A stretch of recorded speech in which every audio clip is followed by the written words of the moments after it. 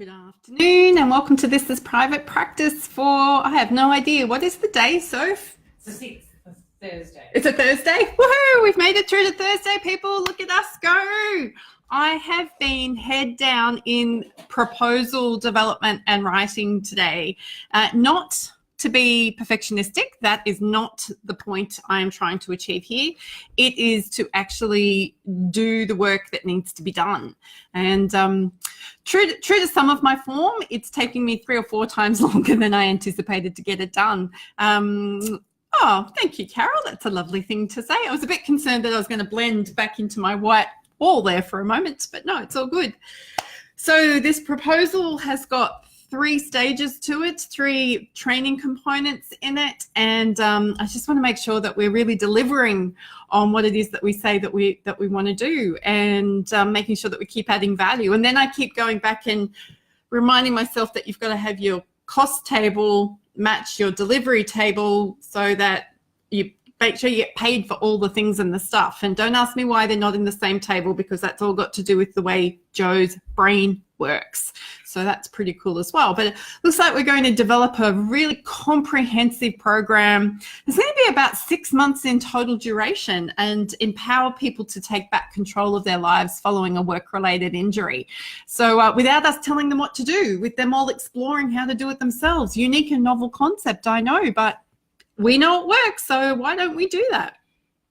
Also got to spend some time with some really amazing people this morning. I keep my mornings open for my US clients and people who are in my world from in the Northern Hemisphere, because that seems to be the time when we're all awake at the same time and a little bit human. So I got to hang out with the amazing and very entertaining Jill Johnson-Young and Sherry Shockey-Pope this morning, and we were talking all things into planning into 2019. And Jill's got some really incredible research that she's doing around her grief and loss, and we've actually found an international conference for her in Australia, so that's got me excited in 2020 that we're starting to prepare for. So that's really cool. Very cluey lady, this one. And Sherry is in midst of construction. They're building they're building out their current rooms in Riverside, so they need more space. They've got times during the week where they just don't have enough space for the people coming to see them. Nice problem to have. So this year they will have added a brand new site, and they will have increased the size of their building premises. That's pretty good going. So it's lovely to be able to catch up with them in real time and plan into 2019. And then I got to spend some time with the incredible Katie Vinoy and Kurt Wilhelm. I bet I have not said his surname properly. Kurt, you know who I mean, from Therapy Reimagined. I don't know if anyone heard about this conference last year. Well, this year. Actually, it's not last year yet. I'm so confused.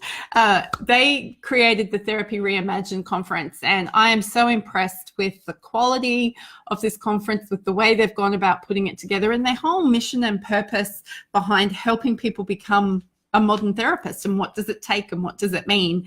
And with my whole thought around the entrepreneurial clinician, I really want to speak into that. So it was wonderful being able to be included in the strategizing and planning for the 2019 conference in, looks like it's going to be around October, which is very, very exciting. And I'm got some discussions to have with my husband now about whether or not I'll be doing something in the US twice next year, because you know what, 48 hours in an airplane doesn't bother me. Hello, lovely Priscilla. How are you this fine evening? Oh, although I have heard that it's been raining where you are today, so not sure if it's raining where you are right now. But it got me thinking today. It's very easy for us all to get caught up in the task and the task and the task. And I'm not sure if you're aware of the acceleration that happens at this time of year. We get, there's more traffic on the roads, particularly around shopping centres.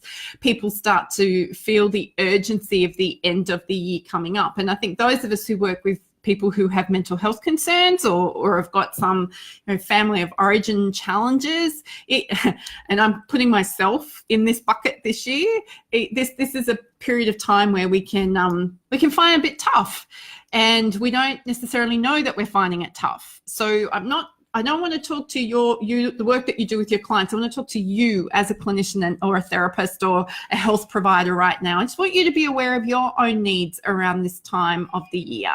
I want you to be aware of the stuff that might be coming up for you, and don't get caught up in the hype and the urgency. Keep your planning under control, making sure that you're in control of your time. Don't let somebody else's failure to plan become your need for rescue and sense of urgency. It's very easy for us to want to jump in and overcompensate, especially those of us who are used to doing and find meaning and purpose in doing. I've noticed today, and I've noticed this week, how important it is for me to apprehend that behavior when I notice it, and encourage people to use code around my office, which is, "Hey Joe, would you like a cup of coffee?" which is actually a code at the moment, which I'm very appreciative of. Thank you, Sophie. So I want you to think about how you want to feel at the end of this year. Do you want to go into December 31st feeling harassed and harried? Do you want to feel pressured, like you failed in everything? You can tell the answer's supposed to be no. Do you want to feel calm? Do you want to feel peaceful? Do you want to feel accomplished? And I'm strong on the feelings here, even though I don't enjoy feelings a lot of the time, because I know that if we can attach our desires to a feeling that we want to experience, then we have a much greater chance of actually achieving that experience. It is so easy for us to set goals around wish lists. I want to achieve this. I want to have $1 million in the bank. I want to serve 30 clients next week. I want to raise my revenue by 40%. I want to have really clean carpet. It's really easy for us to set those types of goals. But have you noticed how easy it is to miss them, or to not achieve them, or to overshoot for the goal or undershoot for the goal, or lose conviction around the goal? This is why I'm very big on goal setting, from attaching or recognizing the emotions that we want to experience and what we want to feel as a result.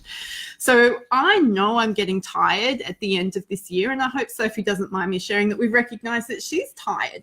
But that's appropriate when you work hard and you know you've got a big break coming up. We're having nearly 2 weeks off here, so that's pretty cool.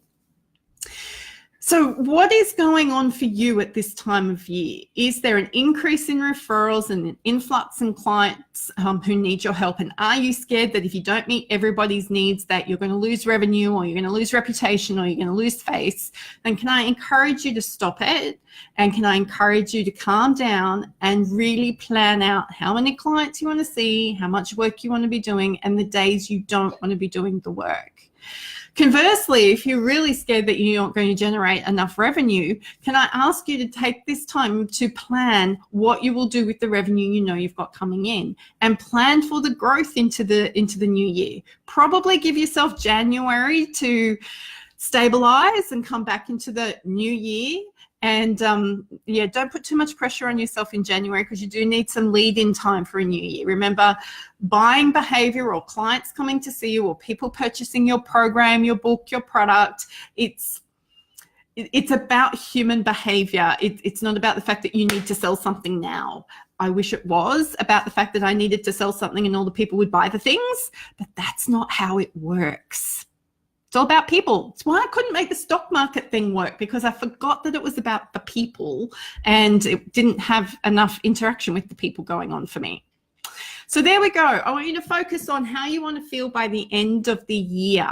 And terribly exhausted, afraid at the edges, and on the brink of a nervous breakdown are not the answers I'm looking for. So I'm really keen for you to share, if you want to, how do you want to feel? Oh, Priscilla, that's fantastic that you're not concerned that your practice is slowed down during the holiday. To me, it's the most natural thing in the world. Culturally for us here in Australia, slowing down at this time of the year is what we do. We slow down at work, but we have this incredible increase in pace in our home life, as there is this incredible intensity around how we're supposed to be and behave around Christmas, and that throws up all sorts of difficulties for people around family and people who are isolated. That's why my husband and I are simply taking off and escaping, because we had enough of dealing with family stuff this year, to be honest. And Anthony can go spend some time with his awesome father, and everybody's needs are taken care of. Hurrah! But I do know some people will have an extremely busy time of year, this time of year.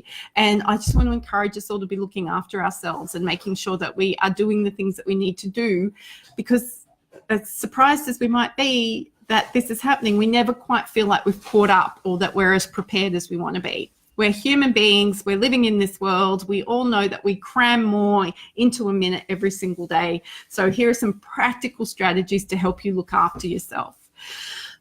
And I like the fact that it's a wave and it has ebbs and flows. I wish more people were aware of the ebbs and flows in their business. And it takes you about 12 months to track that, sometimes a little bit longer, but they do happen. And once you know they're there, you can plan for them. So it's not such a surprise. All righty.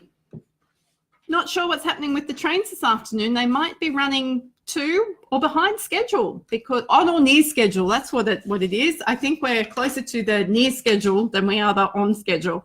All right. Wishing you a great afternoon, evening, morning. Looking forward to talking to you tomorrow. Have a great week. Bye.